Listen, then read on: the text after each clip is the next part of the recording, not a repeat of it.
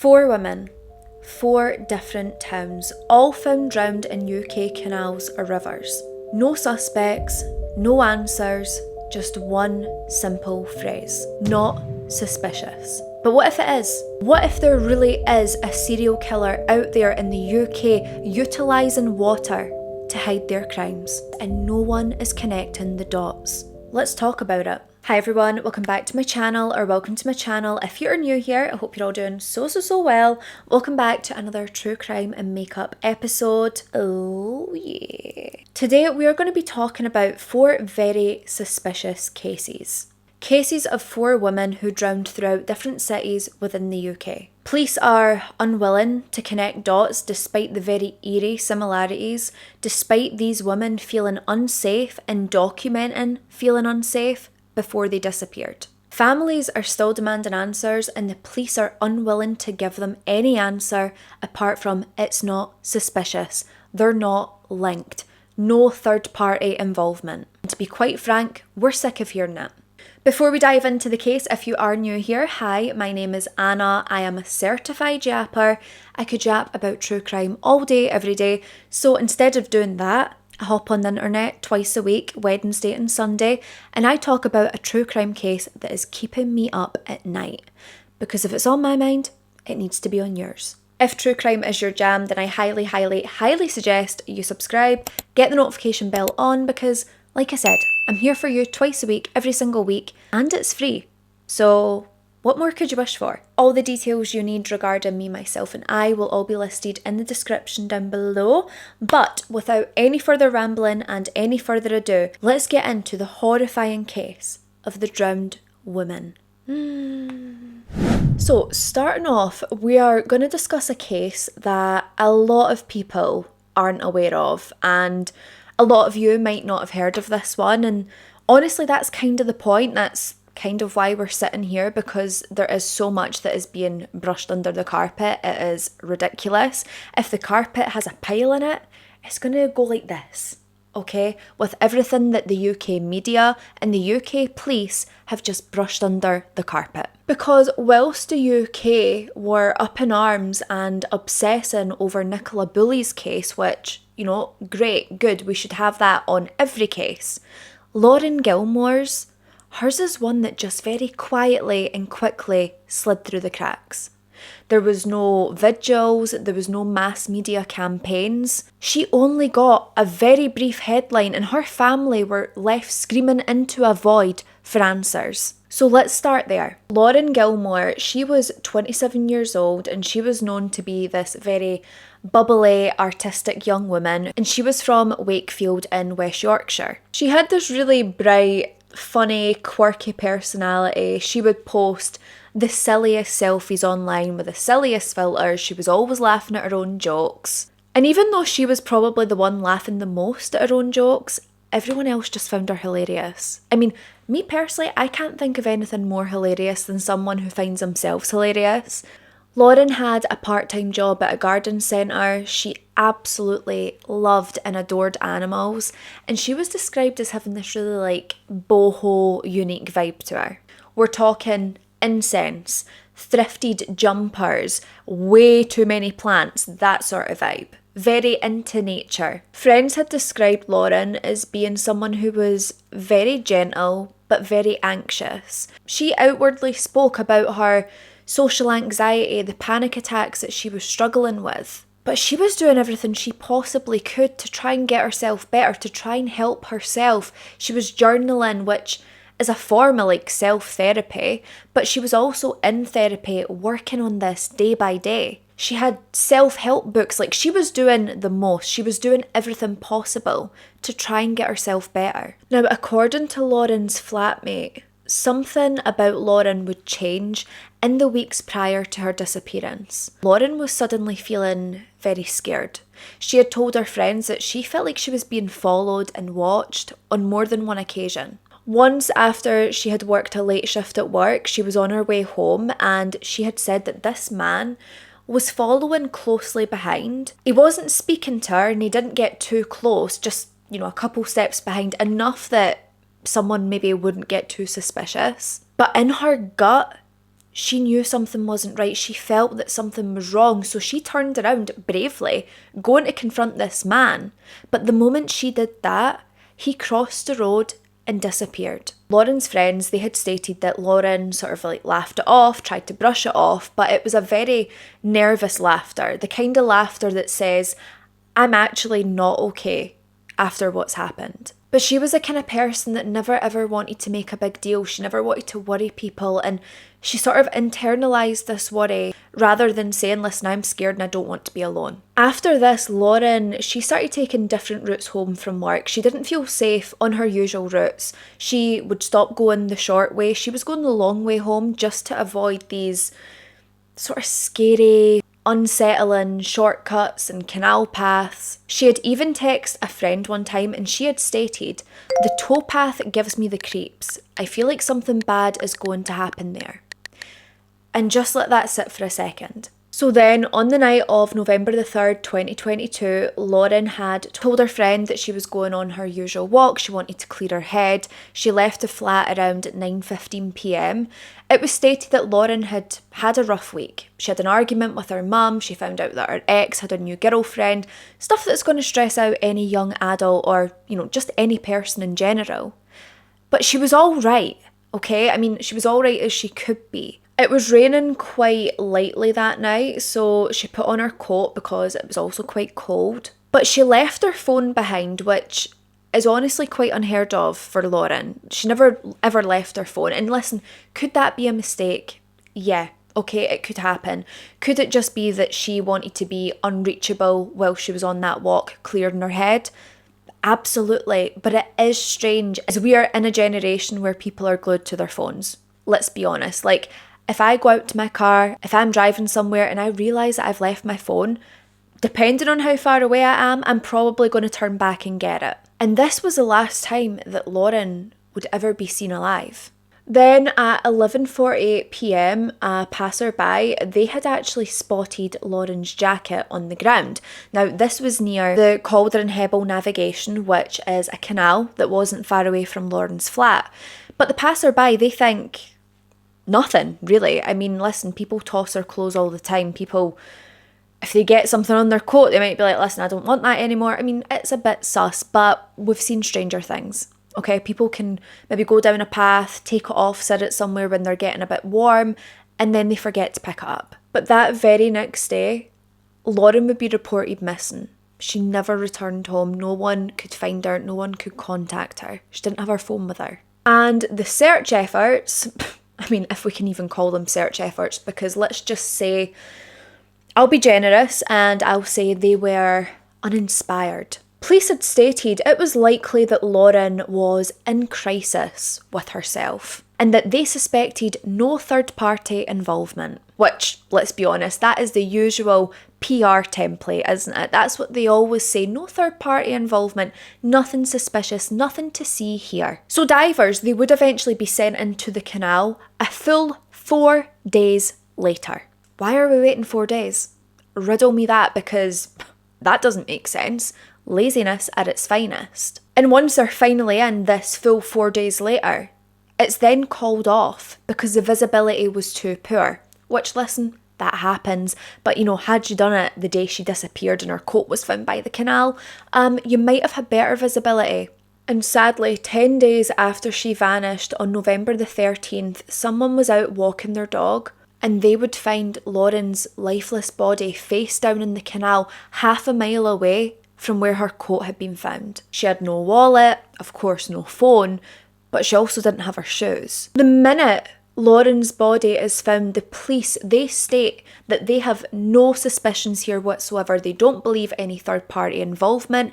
They believe this was something that happened either of her own accord or an accident.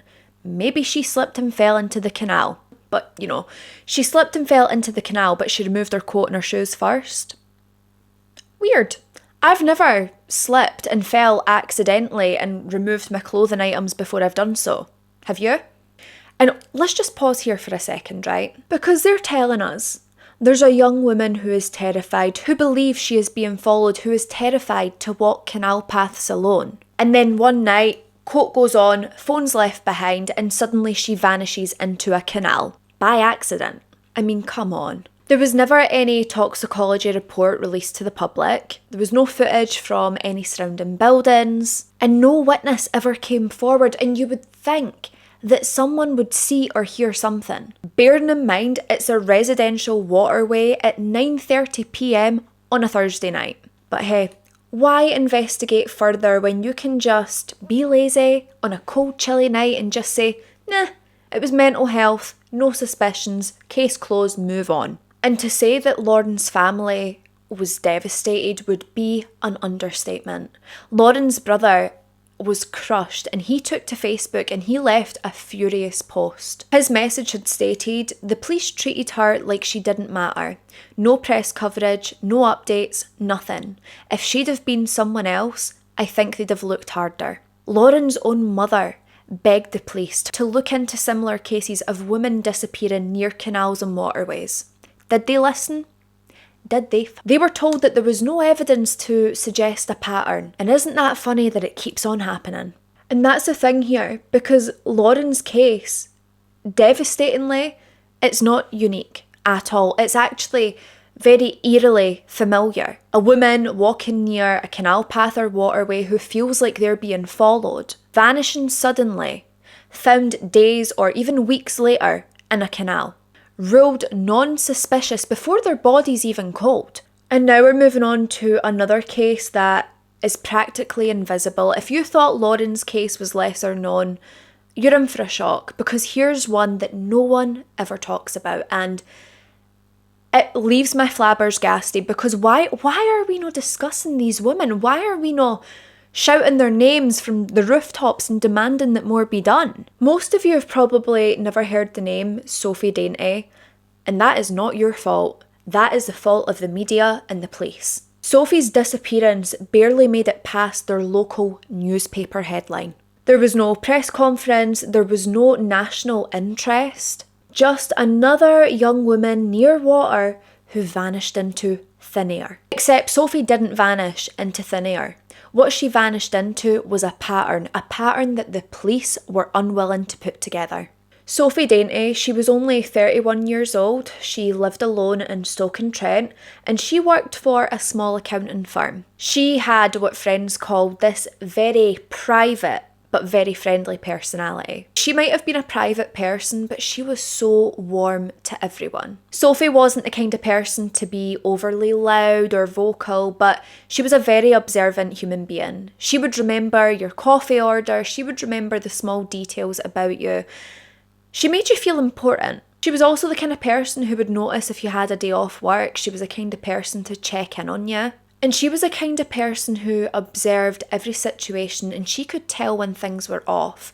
Sophie's own sister had even stated that Sophie was always 2 steps ahead of danger. And it is believed by many that, unfortunately, that might have been exactly what got her killed.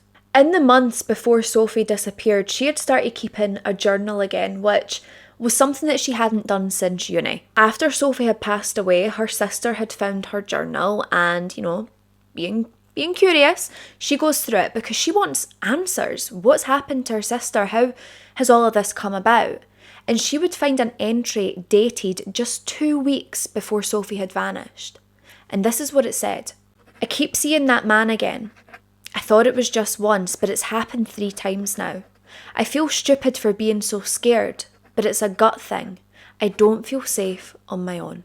And let me just say that again for the people in the back, or for any police who might come across this video who chose not to listen. Sophie stated, "I don't feel safe on my own." On the evening of March the 4th of 2023, Sophie had left her flat around 6 p.m. She told her friend that she was just going for a quick walk after dark, something again that she did regularly. It had been raining earlier that day, and the canal towpath near her flat, which was the Trent and Mersey Canal, it was muddy, it was half flooded in spots, it wasn't the best walk to be doing that evening. Sophie was wearing jeans, a hoodie and trainers when she had left, but she left her headphones behind.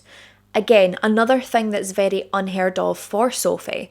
She always listened to music or a podcast when she was walking, which I'm sure we can all relate to. But what people believe and what is speculated, and honestly sort of what I believe myself, is that Sophie left her headphones behind so she could remain alert, so she could look out for anything that looks suspicious, because you know what it's like if you listen to music or a podcast, you can get so engrossed in it, you have the volume right up and you aren't really aware of your surroundings.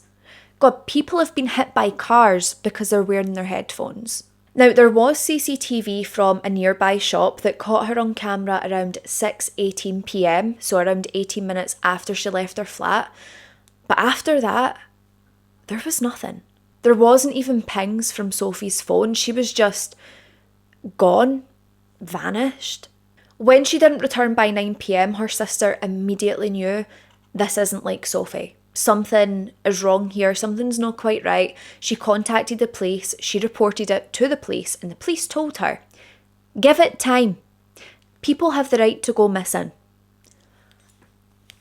And that's a real quote. That is what police said, that people, adults, have the right to go missing. And if we're not already angry enough regarding Sophie's case, a search team would not be dispatched until 2 full days later. And by this point, heavy rainfall had raised the canal levels, and the visibility, yet again, was poor. And then devastatingly, on March the 10th, Sophie's body would be found by a canal worker near a lock that was around a mile away from her flat. Sophie was partially submerged, she had been tangled up in reeds, her phone was missing, she wasn't wearing shoes, and there was bruising noted on her right arm and also her upper back, but this was deemed as nothing conclusive. What happens here again? Sophie's ruled as an accidental drowning with no third party involvement. Now, toxicology, they had found trace amounts of like a sleeping tablet in Sophie's system, but they said this was nothing that would contribute significantly to her death. But I mean, like, listen, how do you actually know when you're not willing to investigate? Like, how can they say no third party involvement without actually investigating fully? And just like that, case closed. That was it for Sophie's case. And the thing is, Sophie was afraid of someone. She had changed her walking path because she was so scared.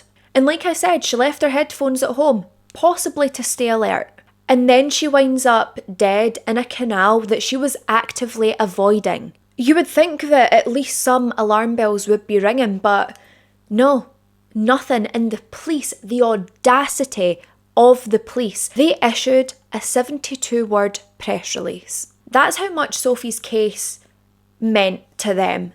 72 words. A newborn child could probably write more than 72 words. That was all the acknowledgement this young woman got. 72 words. Now here's where things get even sketchier in Sophie's case, because a resident in the area, they had said that they heard a female scream around 6:30 p.m. Now this had been heard the night that Sophie had vanished, but it wouldn't be followed up until 2 weeks later.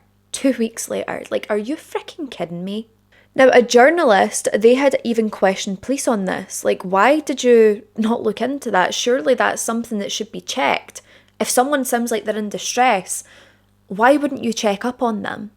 And the police completely dismissed them, and they had said that the screams weren't verifiable. Well, I mean, you know, people aren't out there with recording devices recording every single thing that they hear. So how else would you verify a scream? Unless you went and checked. You could have checked the area to verify said scream, but you never. Now, on the canal access road, there was a work van parked with its hazard lights on, just like flashing. This was between 6 and 7 p.m. Now, there wasn't any registration plate number noted. No CCTV angle had caught it, and no one has ever came forward. Now, there was an online commenter who claimed to live nearby, and they had stated that they hadn't even searched drains or anything for Sophie's phone.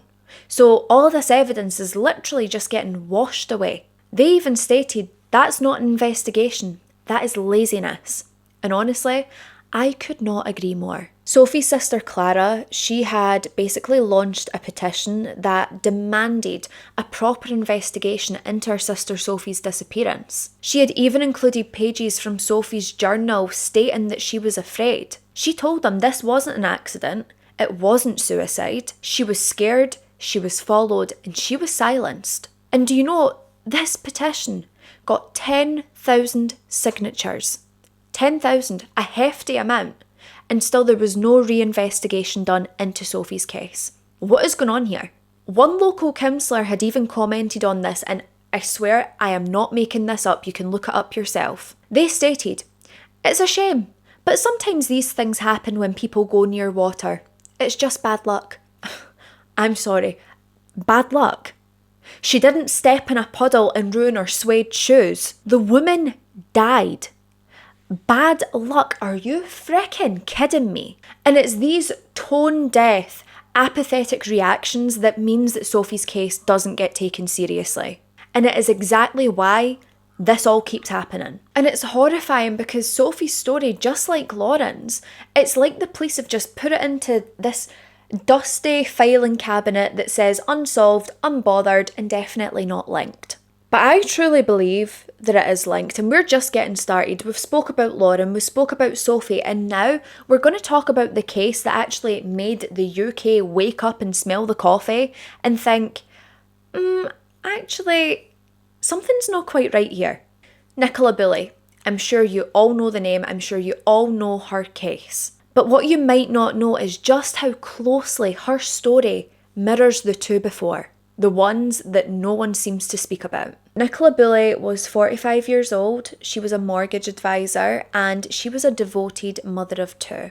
Now, by all accounts, Nicola seemed to be this highly functioning, type A sort of person. She did everything right, she was smart, she was reliable, scheduled to a minute. Her friends had stated that Nicola was the glue that kept the friend group together. She loved walking her dog Willow, she was very health conscious, she was also super organised and just a very deeply private person. But under the surface of that, Nicola was struggling. She was battling with perimenopausal anxiety, which is honestly horrific. Like when women go through these changes, the emotions, the hormones, the way it can make you feel as if you're not even yourself anymore. It is not spoken about enough, and not enough is done for it either. Now, she had been open with her GP and spoke about hormonal imbalances and these panic attacks that she was having. She wasn't unstable, she was completely honest, and she was looking for help. And that very honesty, the vulnerability that she had shown to say, listen, I'm struggling and I need help, what can we do here? That would be exactly what was used against her later. And it was used in a way that is just severely disgusting, but we will get into that when it comes to it. So it was a Friday morning, January the 27th of 2023, in St Michael's on Wear in Lancashire. She had just dropped off the kids at school, and now it was time to do her usual thing, which was take Willow for a morning walk. Willow and Nicola, they had their little walk routine, their little morning routine. They would always walk along the River Wear. So Nicola, she is on this walk and she logs into a work Teams call at 9:01 a.m. She was on mute, the camera was off, no one could see her, no one could hear her. By 9:30 a.m, that call was still ongoing, and then nothing. At 9:33 a.m, her phone was found and she was still connected to this Teams call. Her phone was resting on a bench close by the river, and her dog Willow was nearby. The dog was dry, without a harness, and seemed to be really agitated. Willow's harness would later be found between a bench and the riverbank, but it was all very, very strange and very alarming. And let me just repeat the very suspicious details there, okay? Because Nicola, the dog is there, the dog is dry. Nicola, nowhere to be seen. Phone still connected to a Teams call, just sitting on a bench. It's strange, like you do not need to be Sherlock Holmes to raise a wee eyebrow at that. Now, I will give police props, I will give them their flibbers on one thing, and that is that they did respond fairly quickly to Nicola's case. But this is where they lose their flibbers and lose any props that we were giving them, because they immediately say she must have fallen into the river. No sign of struggle, no footprints, no drag marks. Doesn't really matter, it must have been an accident. They even publicly declared without a proper investigation, this is not suspicious. They wanted this case off the books yesterday. Do you know what? They are paying no attention to it, they don't want the public paying attention to it, and it is freaking insane, because I bet if it was one of their family members, this would be a very different story. Now, I've had a dog, okay, but it has been years and years and years since I've had a dog. So dog owners, I am talking to you right now, okay? And I want to know what you think. You're walking with your dog off lead. You fall into the river. What does your dog do? Is it A, jumps in after you, B, bark like mad, C, run for help, or does it D, sit dry and confused next to your phone? I'm going to say it's between A and C. But if you picked D, congratulations to you. You just earned your police badge to join the Lancashire Police. Apparently, picking D is the only thing you need to do to qualify to join the force. And I just want to be clear when I say that Willow was completely dry. There was no signs at all that this dog had entered the water. The dog didn't appear to be barking. There was no barking heard. Nicola, she wasn't wearing slippery shoes. The bank into the river was quite gentle. And more than that, Nicola was a competent swimmer. And let's not forget the fact that her Fitbit hadn't synced in days. Her phone didn't fall in with her. And no one seen her fall. So how did she get into the water? Like, did she just levitate off of a bench, like Leviosa, and then just drifted into the water? It's just so ridiculous to me. Now, a woman had actually passed Nicola earlier on in the trail, and she had stated that Nicola was holding a silver thermal cup for coffee or whatever, who knows, right? But this thermal cup was never ever found. It wasn't on the bench, it wasn't near the dog, it wasn't in the river, it wasn't found with Nicola, it was never found. Now, why does this matter? Because if Nicola was carrying this and then was snatched, this would have fell from her hand, it might have rolled somewhere onto the ground, it might have fingerprints, it might have blood, and it might, shock horror, be evidence. But of course, instead of the police treating this like a potential crime scene, it was just treated like a Sunday picnic gone wrong. Nicola's body would be found 23 days later, February the 19th, and she was around a mile downstream. And not only this, but she was in a part of a river that had already been searched by expert divers, by private specialists using sonar. And I don't want to say that's suspicious, but let's be honest here, that is suspicious. If a professional dive team went over that stretch days after she had disappeared and found nothing, how the hell does her body just appear 23 days later, floating in the reeds in a very spot that they had searched? And I'm not going to leave out facts here to try and play into what I believe, okay? So this area, it was tidal, it was difficult, possibilities are endless, I get that. But even the expert diver, Peter Faldin, who had brought in the sonar, he had stated, if she was in the river, I would have found her. This is a man whose profession is diving, whose profession is retrieving things or people from in the water. If she was there, he would have found her. And do you know what the police very quickly did when they started receiving some public backlash? They released her private medical history, trying to paint it as though it was her mental health and it was a possible suicide. They had released a statement saying the following: Nicola had significant issues with alcohol brought on by the menopause. They were trying to imply that this woman was unstable and that she was self-destructive, and this cued public outrage, and rightfully so, because what the hell are you trying to say? But I guess with these police, nothing like protecting the victim's dignity by blaming a hormonal imbalance in some red wine.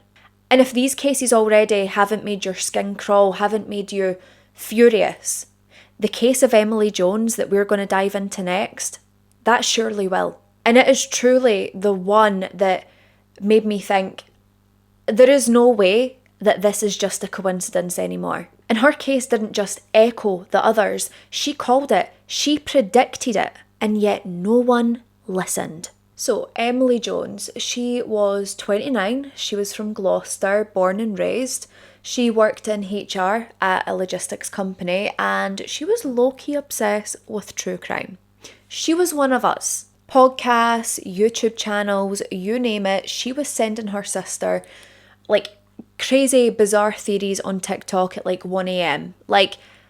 Everyone's asleep, and Emily, even though she's got work in the morning, she's up trying to solve cases online. Truly one of us. Emily was known to be funny, she was curious, she was sharp.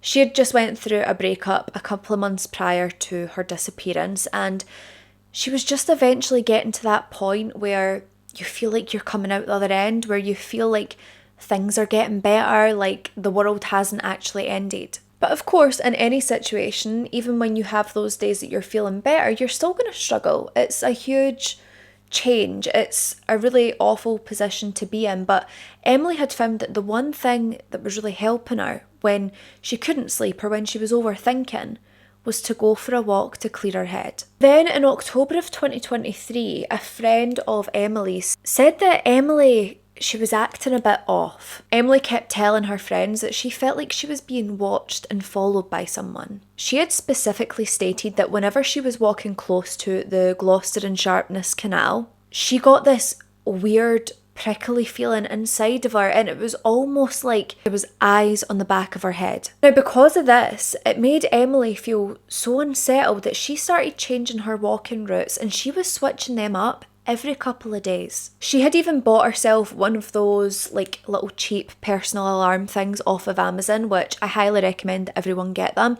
They might be cheap, but they work. She had done this just in case, but do you want to know the creepiest part in all of this? 3 weeks before Emily had vanished, she had said to one of her friends that should anything ever happen to her, check the canal first. So it was October the 19th, 2023. It was a Thursday night and Emily had left her home around 7:45 p.m. She was going to do her usual walk. She had texted her sister and had said BRB Canal Loop. This was her usual reference to her usual 20-minute walk along the Gloucester Canal and then back through the park. That night it was raining, so Emily, she was wearing her waterproof, she had her trainers on, she was wearing leggings, her hair was in a ponytail and her phone battery was around 40%.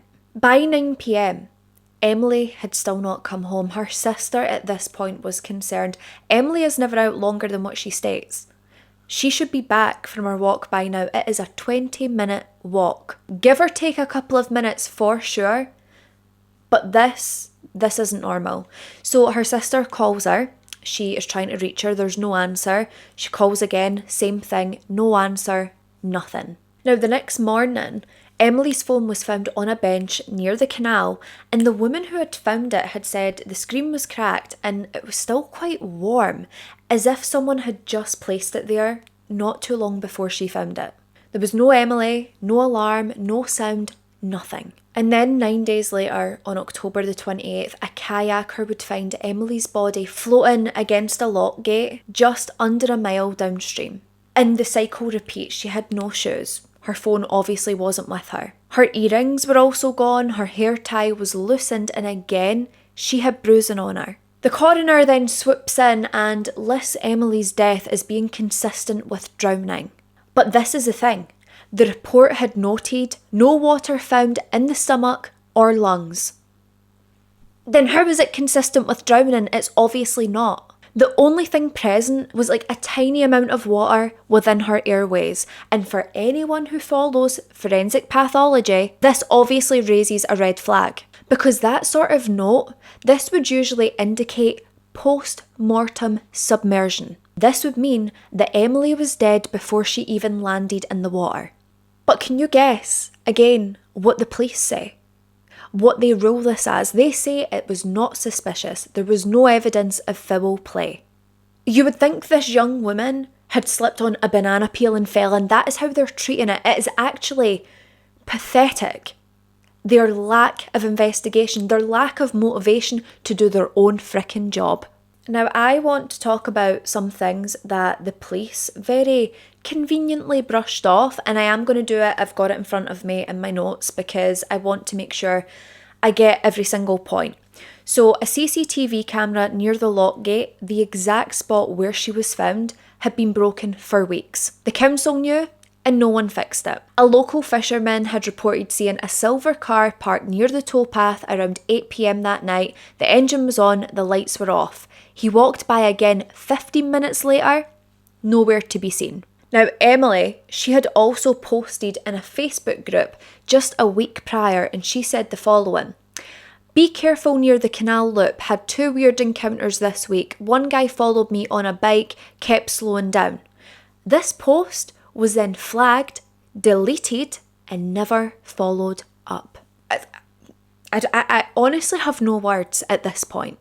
And I would say, even out of everything we've discussed there, I think the most damning thing of it all is the fact that Emily called it. She told her friends. She specifically said to them, if anything happens to me, check the canal first. People check the canal, and there she is. But still, no one asked questions, and I don't understand why. Emily's case, it just feels there's something different about it. And I don't even think it's the fact that she predicted it. I think it's the fact that she was screaming into this void and no one raised an eyebrow. Nothing changed.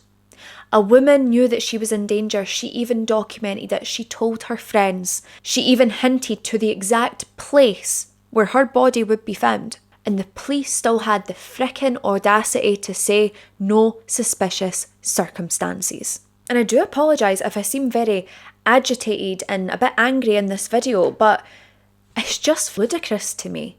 I mean, at this point, I just want to know what does classify as suspicious to the police so I can be aware of that in the future, should God forbid my life or anyone that I know and love, if their lives are ever in danger. So we've got 4 women, 4 different towns, all walked near water, all vanished, all found drowned, and all brushed off with the same sentence: no suspicious circumstances. The police just seem to so desperately want everyone to move on, move along with their lives, while we're not moving along. Because we're going to sit right here in the uncomfortable truth and lay it all out on the table. Lay out the puzzle pieces, and we're going to ask a question that shouldn't feel this taboo but somehow does. Is there a hidden serial killer in the UK using canals and rivers to cover their tracks? Because if he, she, they, whoever exist, they're doing one hell of a job at staying hidden. Or maybe, just maybe, we're not doing enough of a job to look for these women, to look for a perpetrator. Because that was 4 women in just 12 months. And the thing that people always bring up whenever you want to discuss this, discuss the possibility that these are all linked. And I know they lived in separate places. I know that. But let's not pretend that that makes this less chilling. Because the UK is stitched together by hundreds of canals and rivers. And every one of these locations were walkable, isolated, no lighting, no cameras, no witnesses. A perfect place to make someone disappear, especially if you're good at it. Now listen, I am no geography expert. In fact, my teacher told me not to take geography in high school because I was that poor at it. But this I've Googled, I've pieced it together, and I'm just going to lay it out on the table, right? So if we plot these places geographically: Wakefield, Stoke-on-Trent, Lancashire, Gloucester. Now this creates a southeastern diagonal across England. These all roughly connected by railway links and canal networks. And I know at first glance it might seem random, different cities, different counties, I get it. But when you dig deeper, there is something more sinister that emerges, because each and every single one of these locations, they are either directly connected by UK railway lines or interlinked through the UK canal system. A system that stretches over 2,000 miles, that weaves through rural areas, industrial zones, and quiet residential paths. And guess what? Many of these canal paths, they are dark, they have no lighting, no CCTV, and they run parallel to public footpaths that women use every single day. So what are we really looking at here? Possibly an invisible corridor, a killer's highway, a water-linked hunting ground. Easily accessible, easy to move through, and incredibly difficult to trace. And again, I've been doing my research on locations here, so I've got a couple other notes that I want to go through. So Wakefield, they have a direct train to Stoke-on-Trent in just under 2 hours. From Stoke, it's a straight rail line to Preston, near where Nicola Bulley had lived. Gloucester, where Emily Jones had vanished, this sits right off the cross-country rail line, linking it to all of the above. And then of course there is the canal system itself. So we've got Calder and Hebel, the Trent Mersey, the Lancaster Canal, and also the Gloucester and Sharpness. They are all part of the same historic waterway network. So if someone was travelling to these different locations to target different women, find new victims, travelling van to van or boat to boat, or even travelling via the railway network, they could easily move between towns, avoid cameras, and then just disappear. No receipts, no hotel check-ins, simply just their familiar MO of finding a woman who is walking alone near water and make sure that she never makes it home. And listen, I just want to be clear, because I know we're really diving in here, and to some people this might sound completely unbelievable, but it does happen. And I'm not trying to paint some sort of Zodiac killer style invisible path across the UK. But I guess what I am saying is that if someone was going to do this, this is exactly the kind of route they could take. And I think people forget how easy it is to travel from town to town. I mean, remember Robert Black and Peter Tobin, two vile, horrific monster men. I've done videos on them. I believe you should watch it just to really understand that serial killers will travel where they need to find a new victim. They travelled all over, finding new victims, and the reason they did this is because it made them so difficult to trace. This happens. I'm not just making this up to try and make something out of nothing. People do this. There is sick freaks out there who have more time than they have sense, and they will just travel wherever they need to if they think they can be undetected and find new victims. It is hard for police to track across different police jurisdictions, and not only that, attacking near water, murdering near water.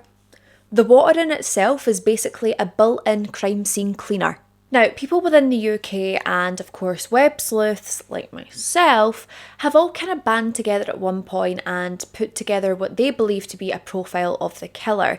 These ones in particular, they can be found on Reddit, and this is probably one I would agree with most. So they believe that it would be a male in their early 30s to 50s, which I know is a big gap, but you know, familiar with canal systems or rivers, so they could possibly be a delivery driver, which I think Robert Black was, or he was a truck driver or something, which, you know, makes sense. A fisherman or someone who works nights. They believe this would be a strong male who knows how to very quickly subdue someone, especially a female. The public was and still is completely outraged, especially by the police treatment, how they have treated these victims after their death. Like, God forbid someone struggles with a bit of anxiety, panic attacks. They've almost built this culture, not just now, I mean, since the dawn of time, let's be honest. But it's always thought that if a woman vanishes, she's been fragile, she's had some issues. And also, if there's water nearby, then she simply just slipped. Oh, typical clumsy female. That is how this has all been construed. And that is not justice, that is simply convenience for those with the power. Now, police at one point, they did have to sort of address the public outcry for further investigations and, you know, why they weren't doing jack. And all they could really say is that they seen no evidence of a serial offender and that the cases are not linked. Because apparently we need it to be wrote on the walls in blood that they're linked for them to actually believe this. Or even if they don't believe it, but at least treat it like it's a possibility, because it is. And the thing is, we're not sitting here asking for a 2-part Netflix documentary. We're simply asking that this pattern get a bit of recognition, that the police do a little bit more than what they have done. All we're asking is for police to stop treating these suspicious drownings like it was just a rogue gust of wind came along and blew the woman in. I just can't fathom why these cases aren't being investigated together, aren't just to explore the potential. Why is the default always, she fell in, she slipped, she was depressed, it was suicide? And why is it that the only thing that these cases and the police investigation seem to have in common is that the police don't want to investigate them? Why? Why not? Is it an inside job? Who knows? They don't want us to speculate, but they also don't want to do anything to stop us speculating. And for just a minute, we are going to dive a bit darker, a bit deeper. What if it's not just one person?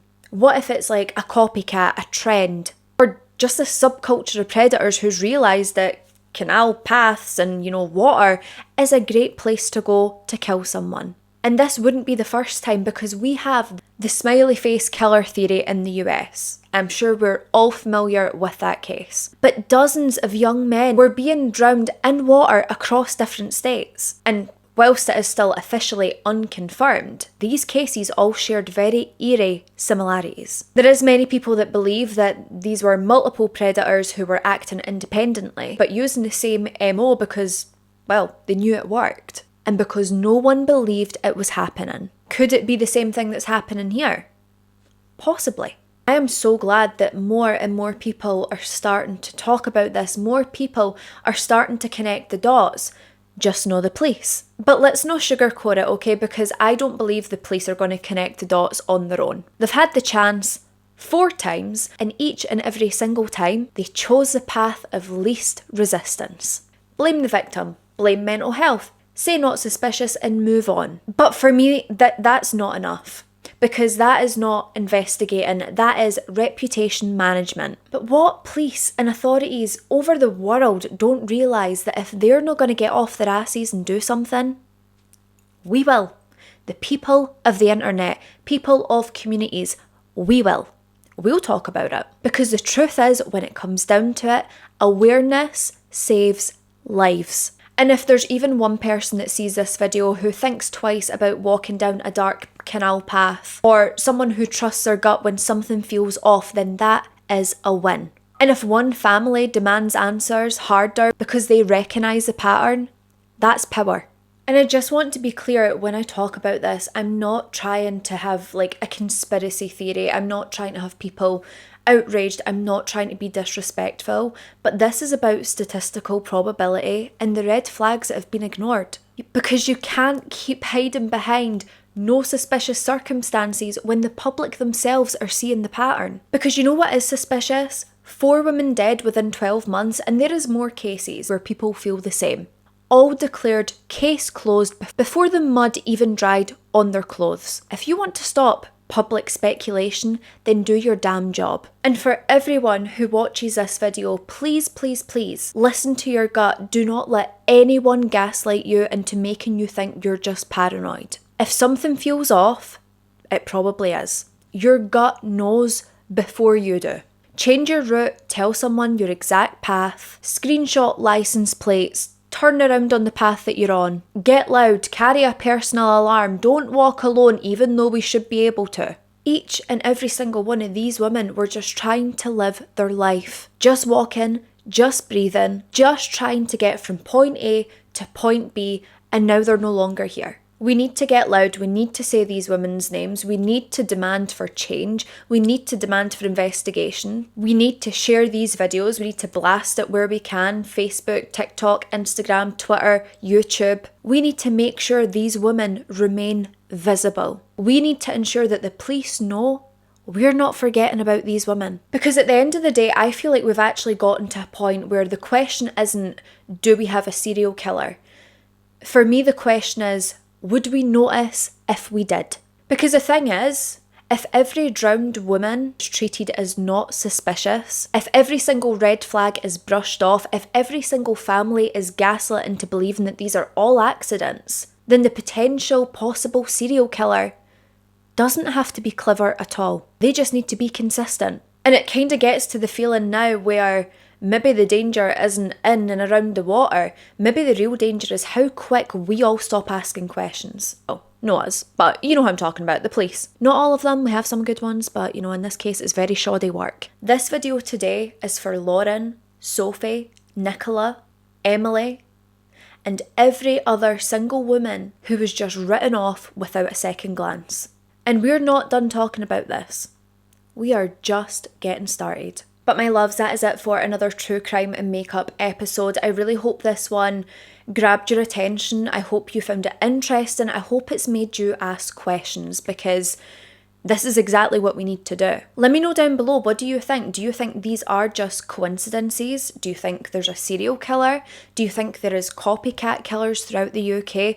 I want to hear it all. The victims' families are still demanding answers, and we need to use our voices in the best way that we can. We need to get vocal and we need to do our part to help fight for this justice. If you do enjoy my content, please make sure you have liked, commented and subscribed. Please share the video if you feel like it was worth sharing, if you feel like it's worth asking these questions, bringing it to other people's attention, which I hope you do. It honestly works wonders. Liking, commenting, engaging with this video in some way helps push me out to the YouTube algorithm, helps other people find my content, and that means the world to me because I really hope one day I can help make a difference and do this full time for you all the time and produce as much content as I possibly can. But that is it for today. Please, please, please remember, be a good person. Do not be a bad person. Stay safe. Look after each other. And I'll see you in the next one. Bye!